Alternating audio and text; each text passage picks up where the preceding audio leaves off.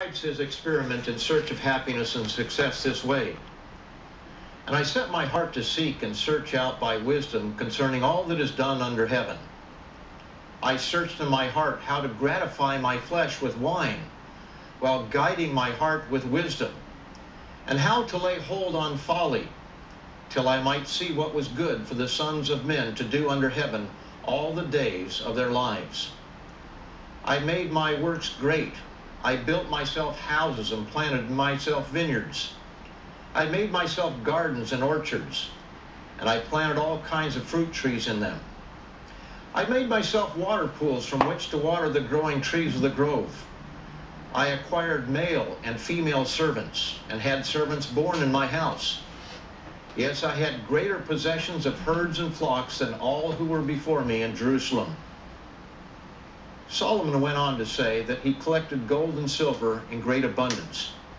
He enjoyed the special treasures that only the most wealthy can enjoy.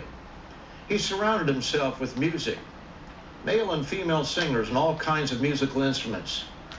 Surely this would bring him happiness, but did it? He tells us further, "Whatever my eyes desired, I did not keep from them. I did not withhold my heart from any pleasure, for my heart rejoiced in all my labor. And this was my reward from all my labor. Then I looked on all the works that my hands had done, and on all the labor in which I had toiled. Indeed, all was vanity, and grasping for the wind. There was no profit under the sun." How remarkable. We are told elsewhere in Scripture that Solomon had 700 wives and 300 concubines. These were wives with lesser standings. So we see that wine, women, song, wealth, great building projects, and fame did not bring Solomon happiness. Yet how many people think that given the same circumstances, they would be happy, they would feel successful? Somehow it would be different for them. How tempting it is to think that way. Be honest with yourself. Is that what you think? Yet for Solomon, it did not bring him the success and happiness he sought. Instead, it brought him to near suicide. He considered the difference between being wise and being a fool, and concluded that it was better to be wise, but in the end, one is no better than the other. So I said in my heart, as it happens to the fool, it also happens to me. And why was I then more wise? Then I said in my heart, this also is vanity. For there is no more remembrance of the wise than of the fool forever, since all that now is will be forgotten in the days to come. And how does the wise man die? As the fool. Therefore I hated life, because the work that was done under the sun was distressing to me. For all is vanity and grasping for the wind. So if fame, fortune, and great earthly achievements do not equal success, what does? What did Solomon conclude? What was the lesson he left for you and me? Let us hear the conclusion of the whole matter.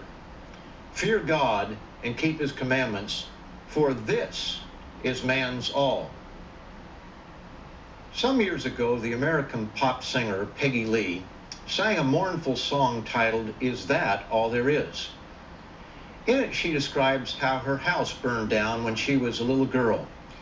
And when it was all over, she is left wondering, is that all there is to a fire? And the chorus follows, is that all there is? Is that all there is? If that's all there is, my friends, then let's keep dancing. Let's break out the booze and have a ball, if that's all there is. She next describes going to a circus at the age of 12 and later falling in love. And in each case, when it is all over, she again asks herself, is that all there is? And again she counsels, if that's all there is, my friends, then let's keep dancing. Let's break out the booze and have a ball, if that's all there is. Perhaps this explains why so many who seem to have so much end up taking their lives either deliberately or by accidental overdose from some drug taken to numb the pain. Elvis Presley, Kurt Cobain, Michael Jackson, Anna Nicole Smith, Marilyn Monroe, just to name a few. And let us not forget all the ugly, painful divorces among those who seem to have it all. The problem is that man is searching for happiness in all the wrong places. We have a yearning for happiness and success, but we don't know how to achieve it. The prophet Isaiah counsels us in Isaiah 55, "Ho, everyone who thirsts, come to the waters, and you who have no money, come buy and eat. Yes, come, buy wine and milk without money and without price. Why do you spend money for what is not bread and your wages for what does not satisfy? Listen carefully to me and eat what is good, and let your soul delight itself in abundance. Incline your ear and come to me. Hear, and your soul shall live, and I will make an everlasting covenant with you." It is easy to equate fun and pleasure with happiness, but they are not the same. Fun and pleasure are temporary. They often come from outside stimuli.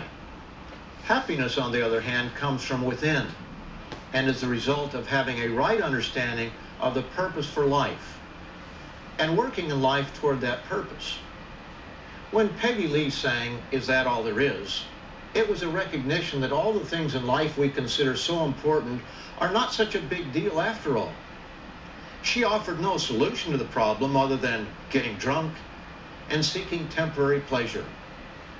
The Apostle Paul, when discussing the subject of life after death, explored the reality if there is no such thing as a resurrection. Notice 1 Corinthians. "If in the manner of men I have fought with beasts at Ephesus, what advantage is it to me if the dead do not rise? Let us eat and drink, for tomorrow we die." Of course, Paul was arguing the point that there is a resurrection. And when Solomon said, "Fear God and keep his commandments," it was a recognition that success and happiness come from character, duty, and a greater purpose to life than that which is temporary. And Isaiah is telling us to stop chasing that which will never satisfy and turn to the only solution that will, knowing the one who created us and seeking him while he may be found. So what is the purpose of life? Do you know? Think for a moment. If you live to be 100 years of age, if you have a wonderful marriage with a child or two, delightful grandchildren and great-grandchildren, all the money to buy everything that your heart desires, and great status in the world, could you truly say you are a success if you never learn why you are here? What is your purpose for existing? Think about it. Seriously. It is difficult for us to believe one day we will be no more. Even when considering death, we sometimes think about what people will think of us, what they will say, and we hope that gives some satisfaction. But if there is no life after death, what difference does it make? Why worry about children to carry on your name? You'll not be there to know about it. There's no pleasure in the grave from anything you've accomplished. My Uncle George was an atheist. He was also an inventor, and he made instruments for the oil drilling industry, and at one time he was the only one making a specific, very sophisticated tool. He expressed to me one day that he did not want to die and not pass that knowledge along to some faithful student. But my question was, why? What difference does it make? If we are all the product of blind chance, who cares whether we live or die? In the end, our sun that gives light and heat will cease to shine.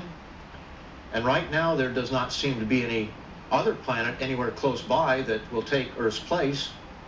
Life as we know it will become a part of cosmic nothingness. That is, unless there truly is a God, and his plan includes life after death. King David grew up as a shepherd boy. He often slept out beneath